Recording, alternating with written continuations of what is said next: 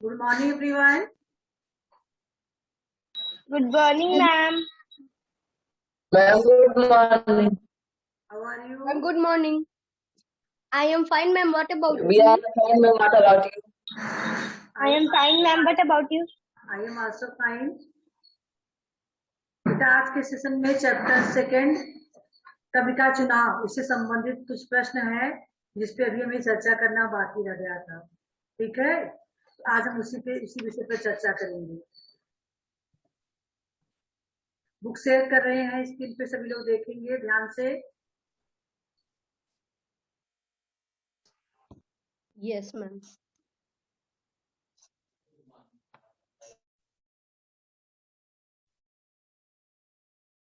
दिखने लगा बेटा बुक? Yes, ma'am. हाँ चलिए।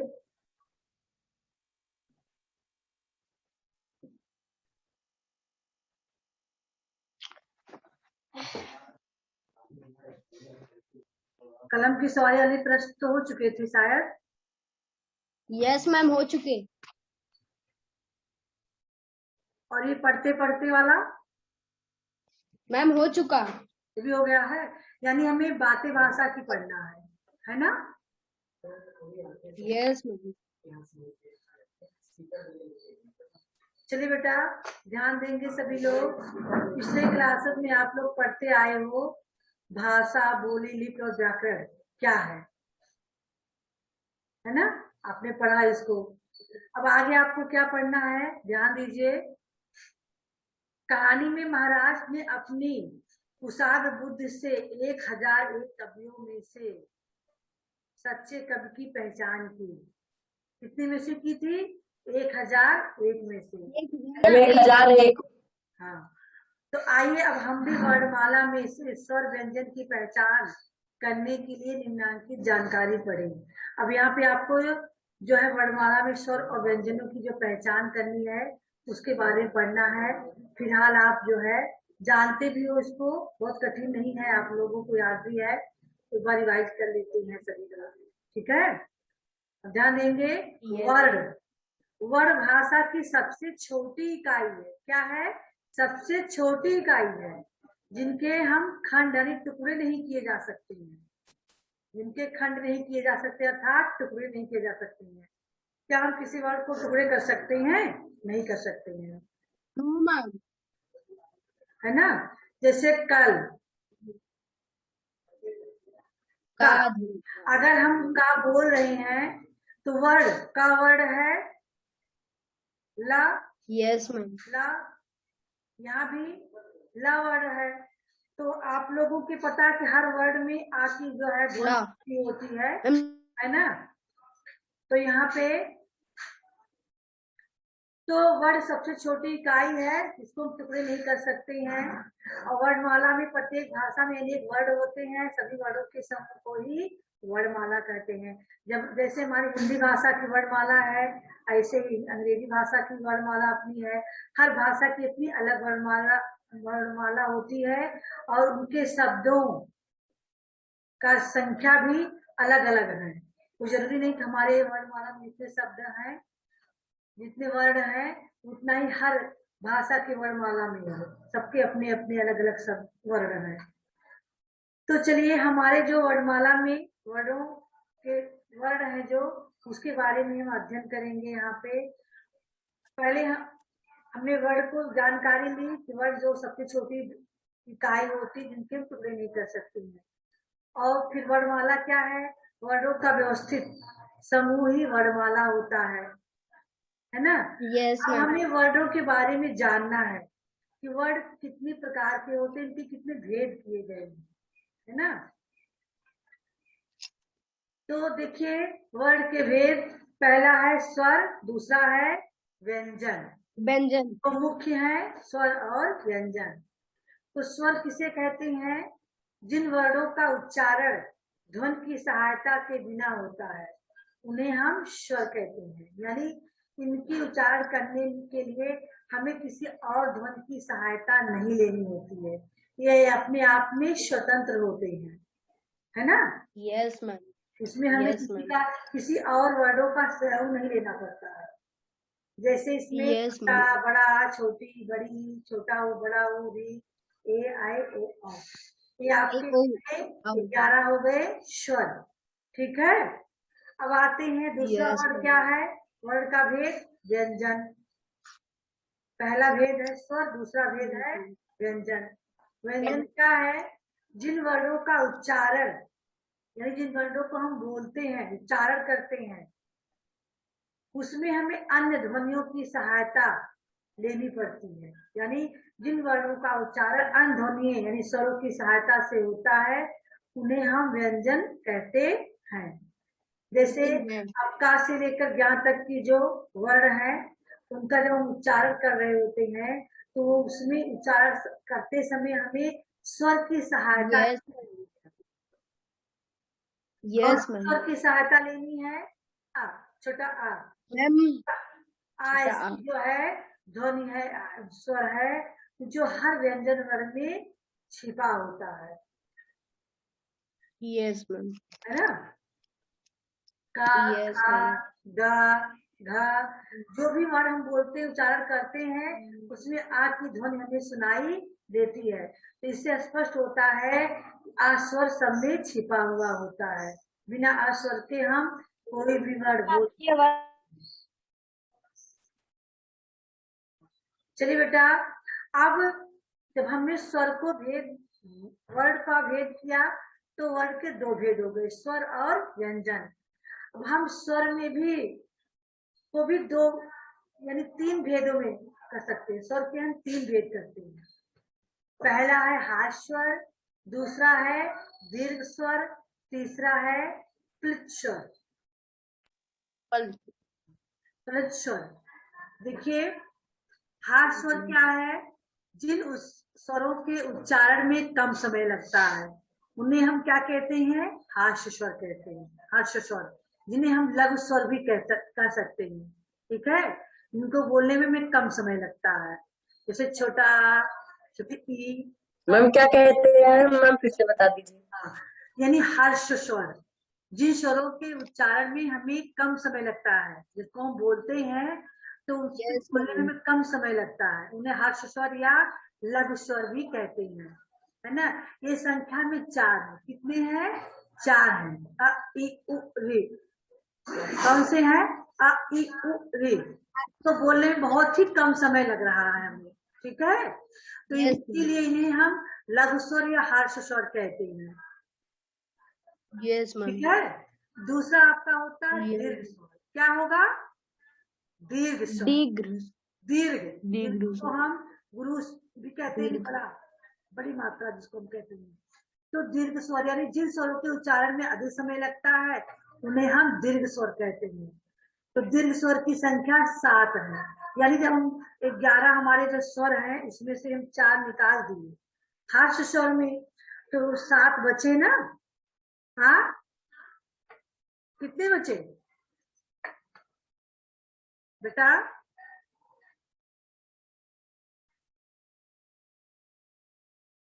मैम 7 बचे। हाँ 7 बचे। अब वही सातों को हम दीर्घ स्वर किसमें रखते हैं, दीर्घ स्वर में रखते हैं। दीर्घ स्वर। तो कौन कौन से बचे 7, बड़ा आ, बड़ी ई, ऊ, बड़ा ऊ, ए, आई, ओ, औ। ये आपके 7 बचे जो हमारे दीर्घ स्वर हो गए। यानी लघु स्वर में 4 चले गए, छोटा आ, छोटी ई, छोटा ऊ और री, ये आपके हर स्वर में चले गए और बचे 7 जो आपके दीर्घ स्वर में आ गए। तो 2 प्रकार के हो गए स्वर। अब तीसरा है प्लुत स्वर। अब देखिए, जिन स्वरों के उच्चारण में ध्यान दीजिएगा, जिन स्वरों के उच्चारण में दीर्घ स्वर से भी अधिक समय लगता है उन्हें प्लुत स्वर कहते हैं। यानी जो हम दीर्घ स्वर बोल रहे हैं उसकी हम 2 जब हम मात्रा की गणना करते हैं तो लघु स्वर की 1 मात्रा मानते हैं और दीर्घ स्वर की 2 मात्रा मानते हैं। ठीक है, लेकिन जब प्लुत स्वर होता है वह 3 मात्राओं को यानी 3 वर्डों को बोलने का इतना समय ले रहा है, यानी 3 मात्राओं का वो समय लेता है। ठीक है, जैसे इसमें दिया गया है उदाहरण, सुनो, यानी कोई व्यक्ति जा रहा हो, उससे हम कुछ कहना चाहें तो वो आवाज देते हैं ना, सुनो। जब सुनो ओ कहते हैं तो थोड़ा हम, यानी कुछ समय तक हमारे मुंह से वह ध्वनि निकलती है, ज्यादा समय तक। Yes, ma'am. ना सुनो, है ना, वैसे हम ओ के कह दिए, ओ आओ, बहुत जल्दी बोल दिए, आ ई Yes, ma'am. ऊ, है ना।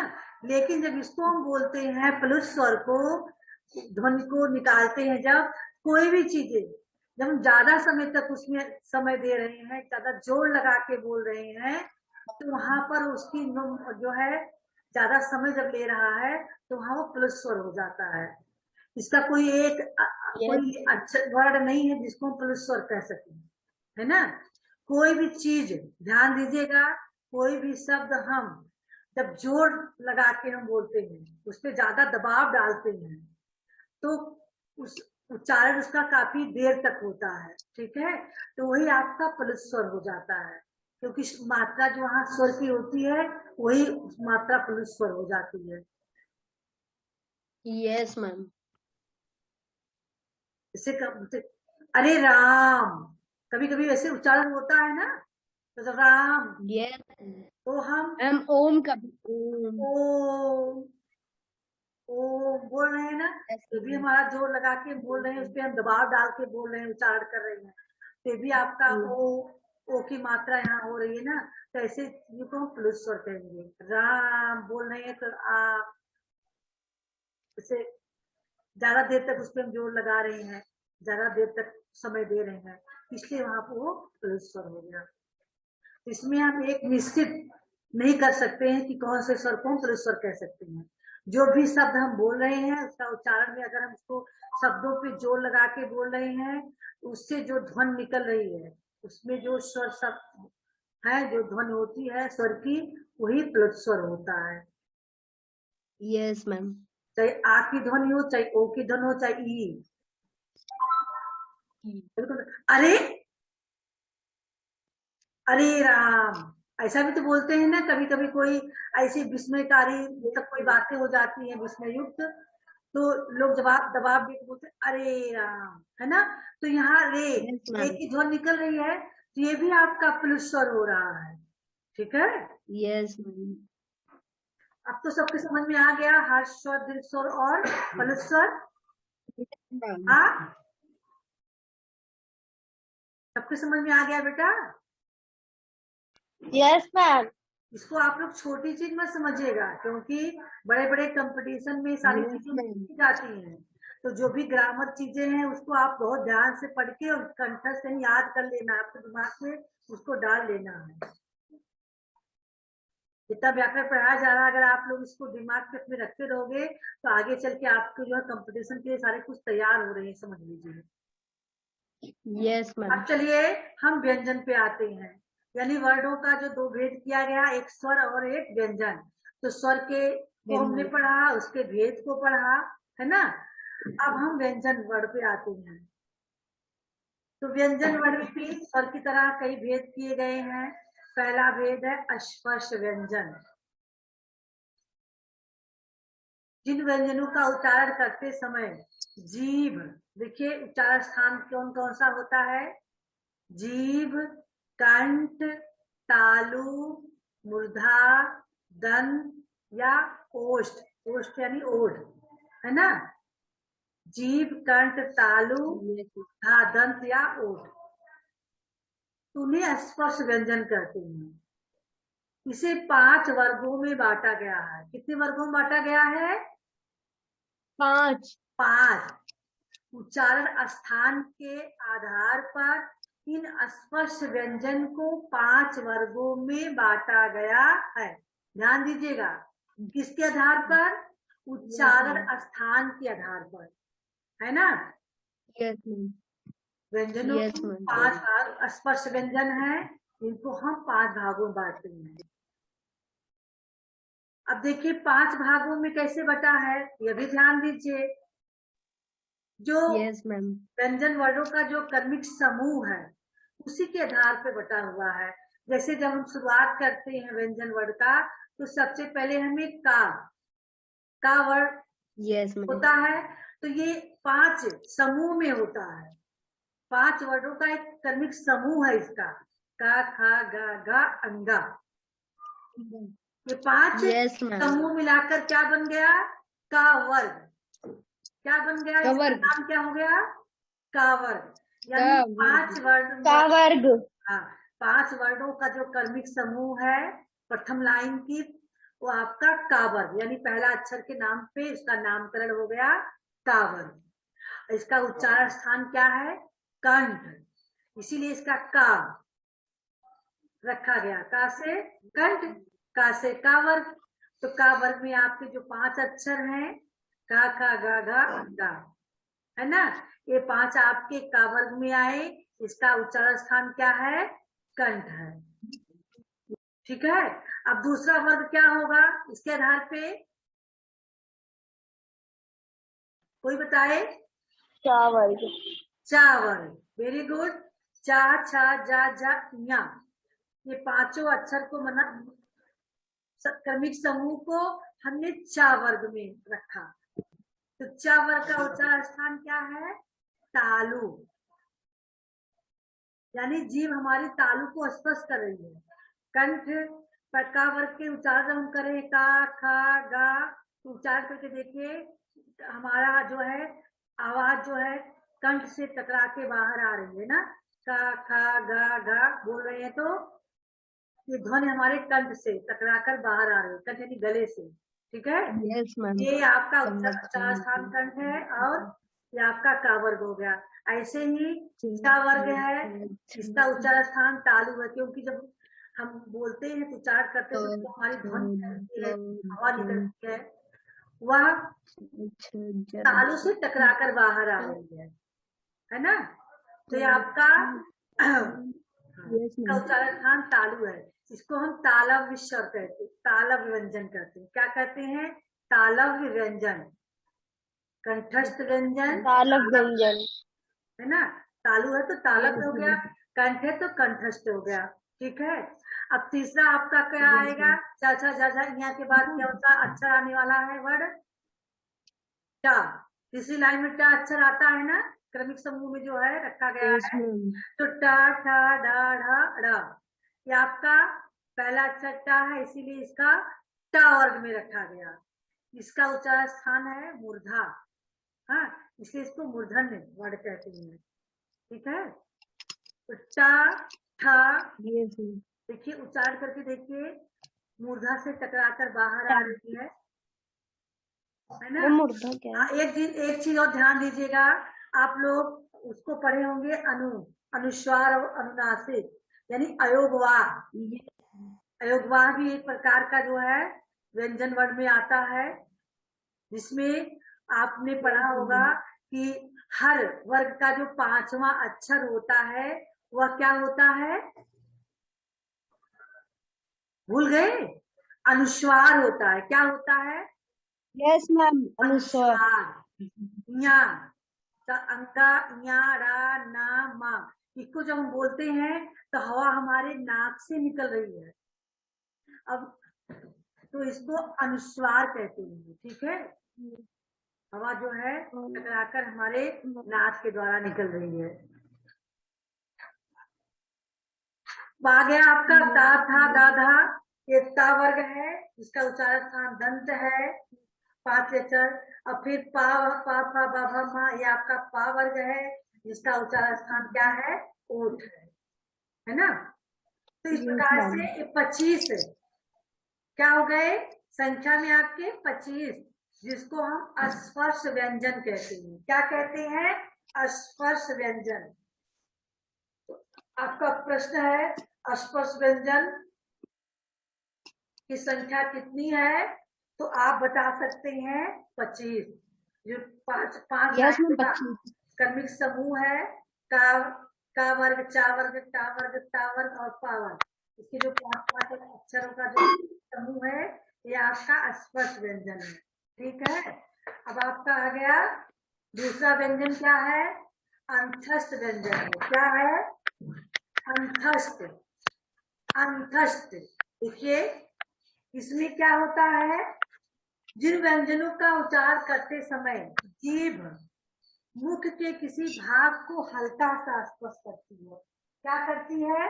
हल्का सा स्पर्श, यानी छूती है, उन्हें अंतस्थ व्यंजन करते हैं। यानी हवा हमारे मुंह से डायरेक्ट बाहर नहीं निकलती है, बल्कि मुख के किसी भाग को हल्का सा स्पर्श करती है। जैसे या बोल रहे हैं हम ना, या तो हल्की सी स्पर्श कर रही है, हमारे मुख के किसी भाग को कर रही है। ये चारों अक्षर जो है एक स्थान नहीं छू रही है, मुंह के अंदर के किसी भी भाग को हल्का सा छू रही है, यानी अंदर के भाग को छू रही है ना। अंतस्थ यानी अंदर जा रही है, छू रही है, इसलिए इसको अंतस्थ व्यंजन कहा गया। तो अंतस्थ व्यंजन की संख्या कितनी हो गई? 4। 4 हो गई।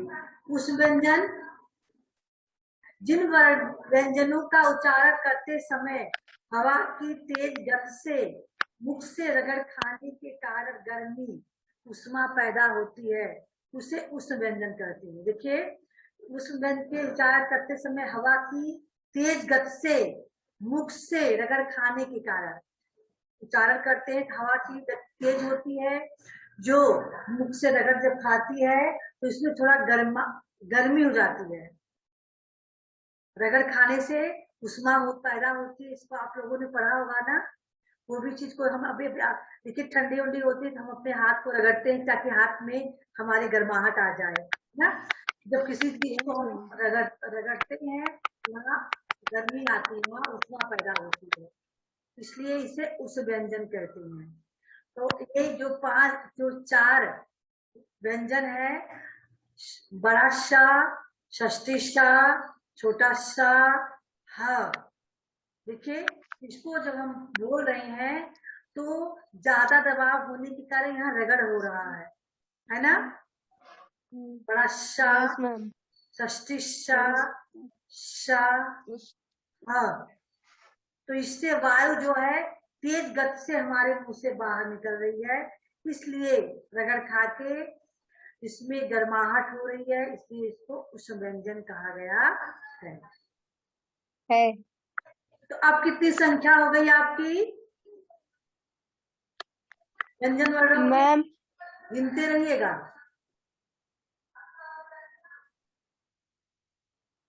चलिए, अब हम एक पूछ रहे हैं। सान्विका, आप बताइए स्पर्श व्यंजन कितने हैं?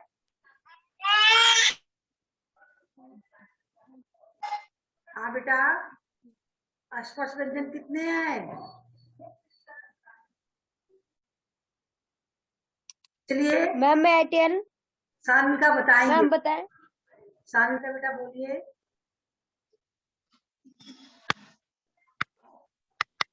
Ma'am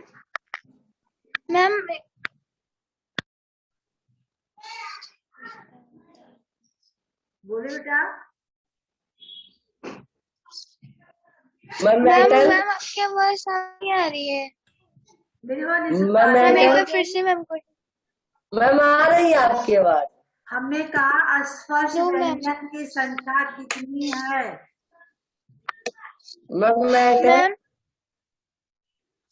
ma'am 4। स्पर्श व्यंजन 4 है। मैम अंतस्थ बोल, अच्छा ठीक है, अंतस्थ 4 है। यस मैम, अंतस्थ व्यंजन मैम 11 अलावा।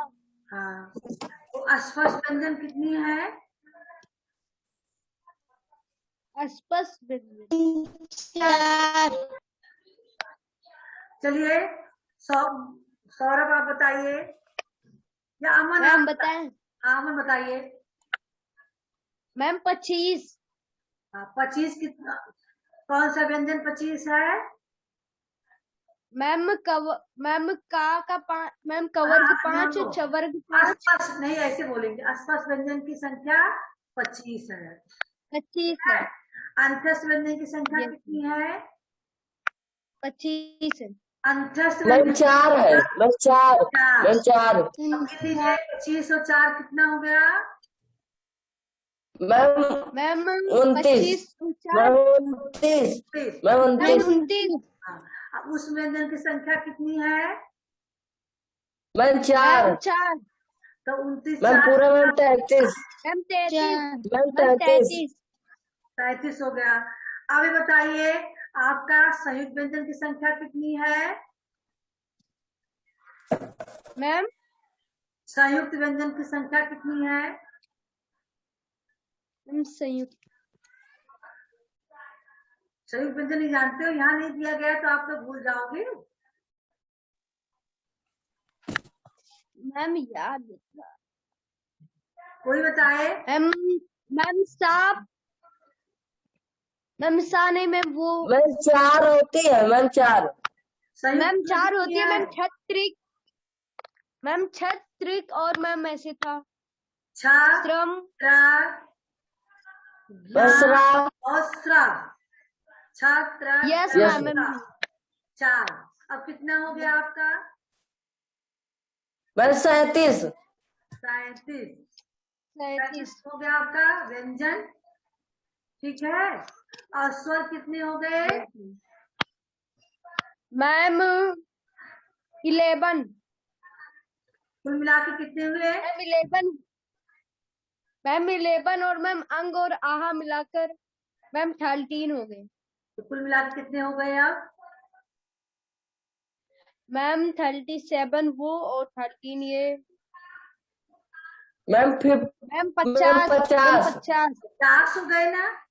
अब आप जब वर्डों का पढ़ते हैं, वर्णमाला में वर्डों की संख्या कितनी है, तो आप पढ़ेंगे 52। 52 पढ़ते हैं ना? यस मैम हाँ। अब बताइए दो कहाँ यस से मैम हैं तब? दो कहाँ हो सकते हैं? दिमाग लगाइए थोड़ा सा। मैम मैम ज्ञा और नो नो नो, उसको तो हमने जोड़ लिया है ना, छात्रा ज्ञात्रा 4 जोड़ लिया है। मैम श्रा भी हाँ, सब जोड़ लिया गया है। दो मान्य व्यंजन है, दो और व्यंजन को मान्य बना लिया गया है। अब बताइए Yes. कौन से? देखिए आप लोग पढ़ते होंगे पढ़ ढ़ा, तो ढ़ा के नीचे बिंदी लगी होगी, ढ़ा बन गया पढ़। यस मैम पढ़ चढ़ यस मैम है ना। और एक है सड़क, यस मैम पहले मैम महाराज होगा, मैम महाराज, पकड़ नहीं नहीं इसको और मैम जो मैम समुद्र में लगता है नहीं नहीं हो रेप मैम नहीं, रेप नहीं बेटा, मैम पहले रेप पदेन की बात यहाँ नहीं हो रही है। आपने देखिए पढ़, पढ़ना, पढ़ना, चढ़ना, देख रहे हो तो रहा लिखा यस होगा, मैम उसके नीचे बिंदी रखी हुई होती है। यस मैम हाँ, सड़क यस आप मैम देख रहे हो तो उसके नीचे बिंदी रखी हुई यस है। मैम और तो ढ़ा और ढ़ा ये तो आपकी मान्य व्यंजन है, उसको मिला के 52 होता है। देखिए यस उसका मैम यहाँ पे देख लीजिए आप, यहाँ ये दोनों देख रहे हो जहाँ पर सर्कल हो रहा है। हाँ, यस मैम टा डा यस ढा मैम ढा, टा टा डा ढा ढा। लेकिन इसी को जब हम यहाँ पर बिंदी लगा के पढ़ते हैं तो दो अलग तरीके से इसका उच्चारण होता है। पढ़,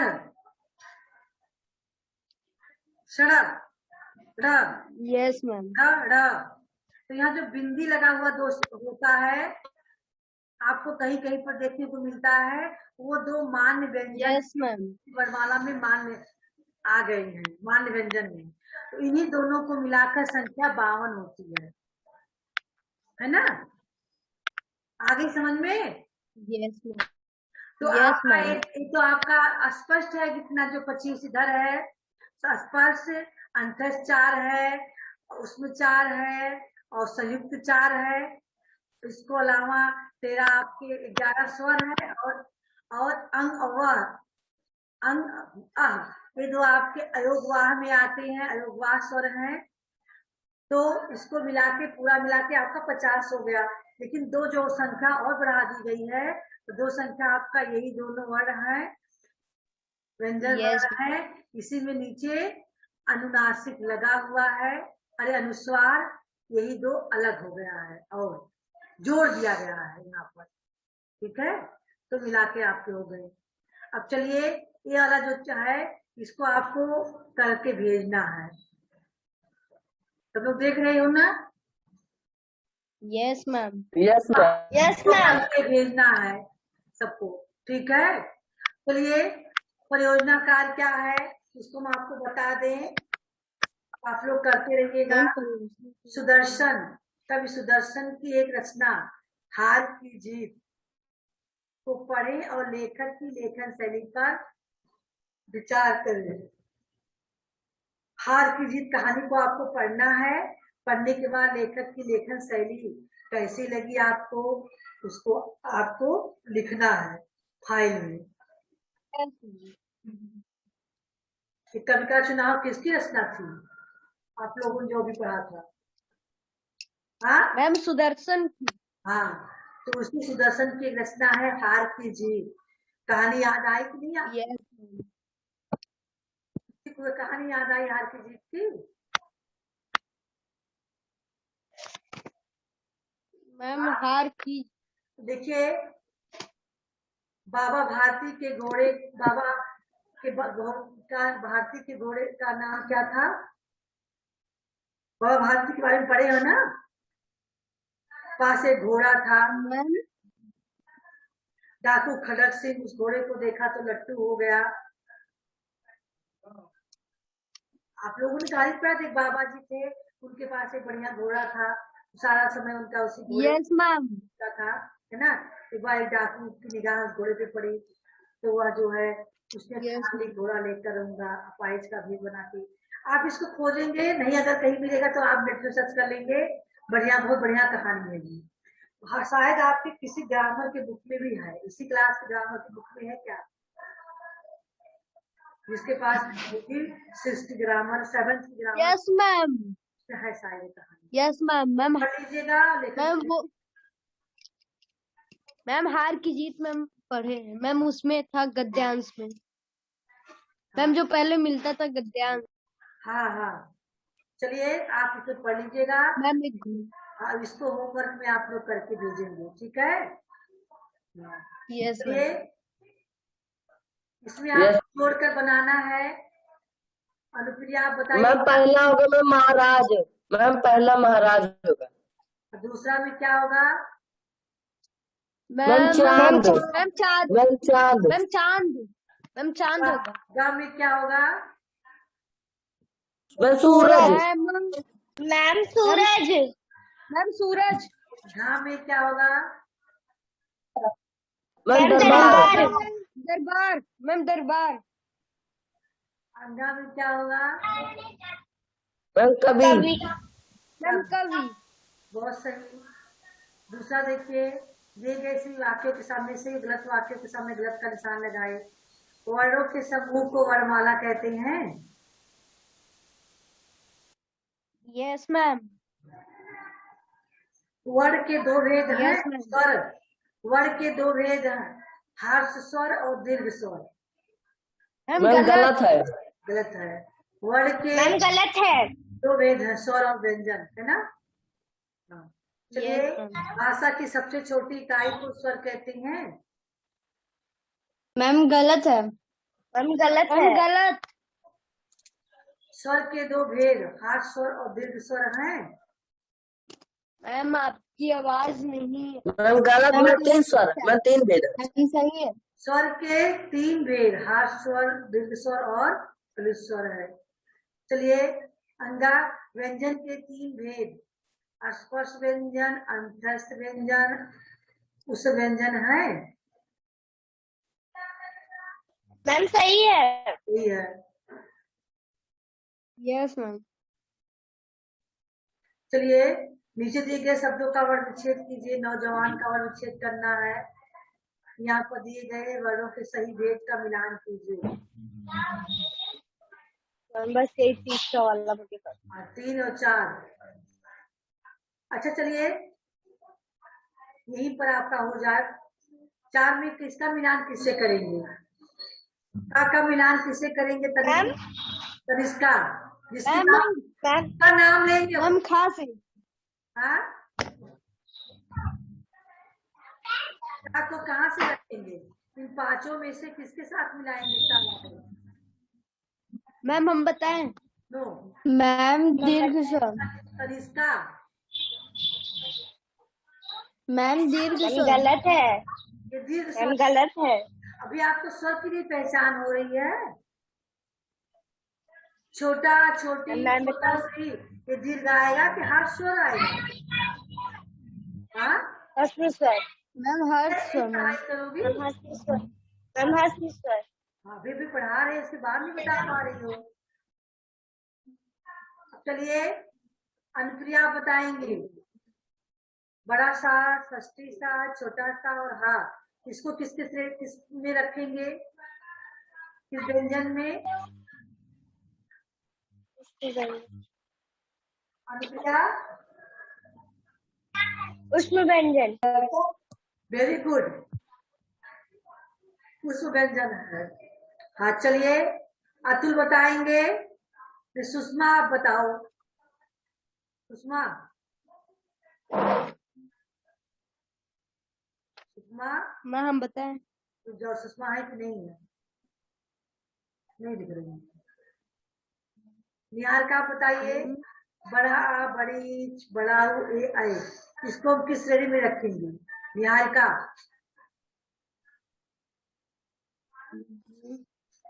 जल्दी कीजिए। मेटल। निहार का, मैम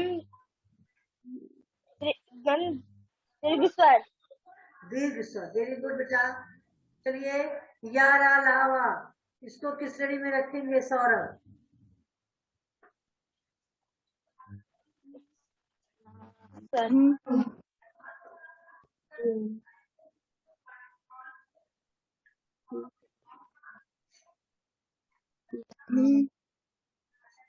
जल्दी बताइए। हाँ, कौन सा व्यंजन होगा ये?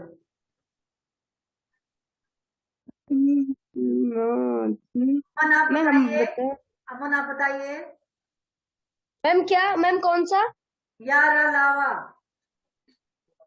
मैम अंतस्थ व्यंजन। हाँ, अंतस्थ व्यंजन है। चलिए, दिव्या आप बताएंगी। का गा घा, ये कौन सा व्यंजन है? Ma'am metal. दिव्या, मैम हम बताएं। सावित्री,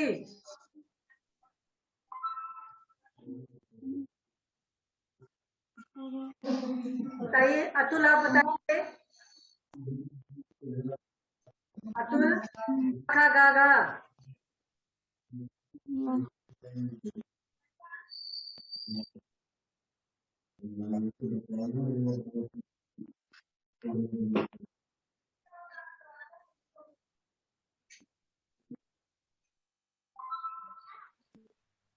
मेटल। हाँ बोलिए, जल्दी बोलिए बेटा। मैम स्पर्श व्यंजन। स्पर्श व्यंजन। चलिए बेटा, सेशन का समय समाप्त हो चुका है। आप जिसके पास बुक है, बुक में होमवर्क करके भेज दीजिएगा, ठीक है? जो भी समझाए हैं उसको करके भेज दीजिए। Okay ma'am. जिसके पास बुक नहीं है, जल्दी बुक ले लीजिए आप लोग। Goodbye everyone. Yes ma'am. Ma'am good bye.